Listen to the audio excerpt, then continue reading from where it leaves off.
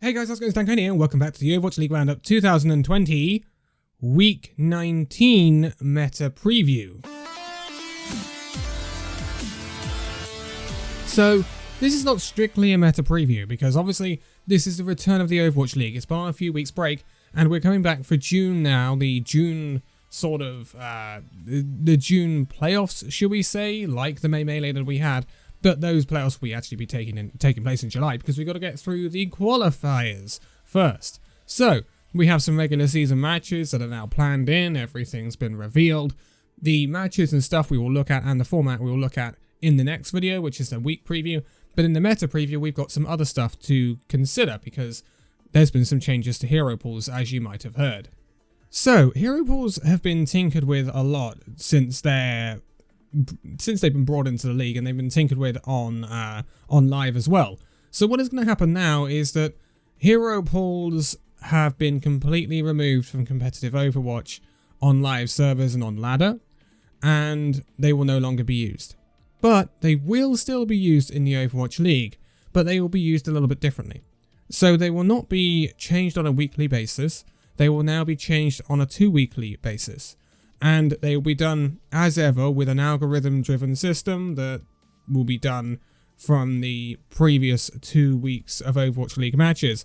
But hero pools will be used for the first 2 weeks of play in that month. And then for the 3rd week of play, and the playoffs, the tournament at the end of that month, then they will not be in play. So there will be one regular week of matches every month that won't have hero pools in effect, which could have a big impact on how teams do. So then we have the fact that the new hero pools will span the 2 weeks that have hero pools during that month. So it's a bit more complicated than it was, but it should be interesting. So let's just run over what the announcement was from the Overwatch League. So, with the calendar set for the rest of the regular season, we are adjusting hero pools a final time for the 2020 season after consulting with our teams and players, so they won't be adjusted any further after this. Hero pools in Overwatch League will now last 2 weeks before rotating, and after each 2-week hero pool period, the next 2 weeks, including the tournament matches, will be played with no hero pool in effect, as I said just now. We will talk about the new hero pool in a minute, but the same format will be used for the 3rd regular season tournament and qualifier matches, which will take place in August, with a new hero pool in effect for the 2 weeks of qualifiers and no hero pool for the 3rd week in tournament matches. So, the final 2 weeks of the regular season schedule will also operate under a single hero pool, and the 2020 playoffs, which will be after that point, because remember, we're not too far away from those playoffs now. The 2020 playoffs, like the tournaments, will be played without a hero pool, and we already knew that. So, obviously, this goes in hand with the fact that hero pools will no longer be active in competitive ladder play at all, at any level. So, let's go over the hero pool for this week then. Or I say this week, I'm still getting in the old way of things. It's for the next 2 weeks. So this is the hero pool for weeks 19 and weeks 20. This weekend's fixtures and next weekend's fixtures, which means there will not be a meta preview for next weekend because it'll be the same as this one. So, the heroes we will see banned. We will start off with the supports as ever, and this time around it will be Brigitte for the next 2 weeks. Now, Brigitte has featured pretty heavy, because not only can she protect her back line, but the little advantage she has over Lucio is the fact that she can actually help out the diving heroes like a Tracer, like an Echo, and give them an armor pack, which makes them less easy to kill when they're going on flanks. So this is why we've seen a bit more Brigitte than perhaps we have seen Lucio, but I don't think Brigitte being missing will have a massive effect on what the teams play, because I think most of the teams will just sub in a Lucio for this. It could mean that we see some players more, perhaps, but I don't think it's going to affect too many teams in terms of what they're playing. I mean, at the start of the season, we would have said, well, this wouldn't have been good for the Florida Mayhem, for example, because we preferred Chris on the Brigitte than we did on the Lucio, but I think that's kind of ironed itself out now. So, yeah, I don't think this is too big of a deal. Now, moving on to the tanks, and the tank we will see banned for the next 2 weeks is D.Va. So, D.Va we've seen actually a very interesting variety of comps in this year's Overwatch League. We've seen Dive, we've seen Double Barrier, we've seen the D.Va Reinhardt tank comp. So there has been a lot of variety, but D.Va being banned obviously has an impact on two of these comps. It's not going to affect Double Barrier because that's Sigma Orisa, but what it does affect is the Reinhardt comp, because we don't have the D.Va to go with the Reinhardt, but you could substitute in a Zarya for that, so that's not too problematic. But the Dive comp is a very interesting one. Now, when we saw D.Va banned previously, we did see some teams want to run the Hammond Winston Dive, and I'll be interested to see if teams want to do that again. The only problem with the Hammond instead of the D.Va is obviously the big elephant in the room, which is defense matrix. There is no defense matrix, so the Winston has got less protection, the backline has got less peel, so it makes you a little bit more vulnerable when running the Hammond instead of the D.Va.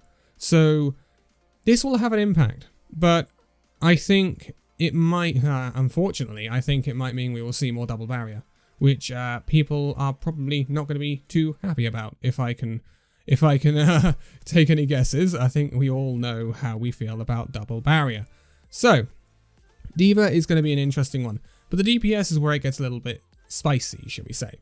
Now, the first one we are going to take a look at is Sombra. So Sombra is banned. Now, we have seen a little bit of Tracer Sombra dive. Sombra, obviously very, very good at actually countermanding the Double Barrier comp because of her hacks as well. Her EMP is incredibly powerful, one of the best ultimates in the game entirely. So Sombra being missing is going to affect some teams, but I don't think it's going to be too major, because I think we're going to see we're going to see a decline in dive entirely with these hero pools, with this hero pool, with the banning of Brigitte and D.Va. I think we're going to see a reduction in dive, and the other DPS is Echo. So we know how divey Echo is, we know how powerful Echo can be, and she will not be available for the next 2 weeks.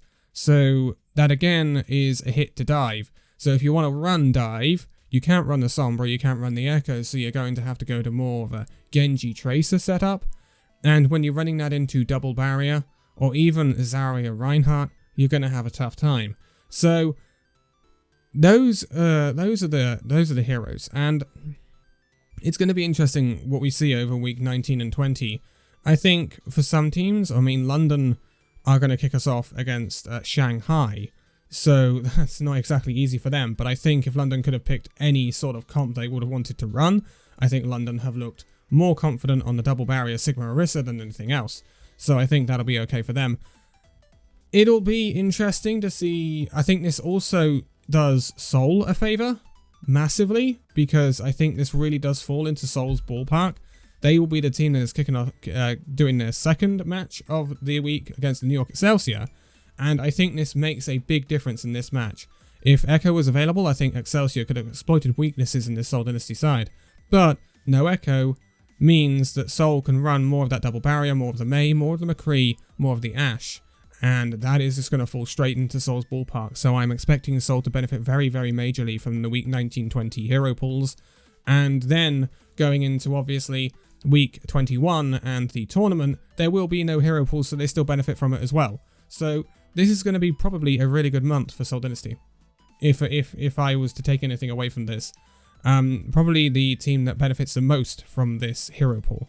So this is interesting. I don't know whether I like the 2 week thing. I think it might I don't think it will make it stale. That's not the right word, but I kind of liked the chaos that weekly hero pools caused. So I think it is a good move to take it away from the ladder, though. I don't think it's necessarily needed on ladder anymore. We see enough variety on ladder anyway with one tricks and stuff like that. So I don't think there is a need for that. But yeah, this is going to be interesting, and then they're obviously going to run until the end of the season. They obviously think this is the way they want to go about things, and I'll be very interested to see how this works when we see it in action. Because, yeah, the only thing that bugs me is the fact that week 3 of the qualification matches won't have a hero pool. I don't know whether that's really that good of an idea. I was kind of happy with the place in where we had hero pools for the regular season matches, And then in the tournament matches, we didn't have a hero pool. So yeah, it's gonna be interesting to see how teams come off with this. But I think this benefits Soul Dynasty big time, big time, because also Marvel won't have to flex onto the Diva. They can run Marvel and Jester and run the Sigma Orisa. So yeah, this is a big benefit for Soul. Out of all of the teams in the league, I think this is a big benefit for Soul. But I am going to leave it here for this one. So thank you guys so much for watching this video. If you'd like to give it a like, subscribe if you're new, and I'll see you in the next video. See you then.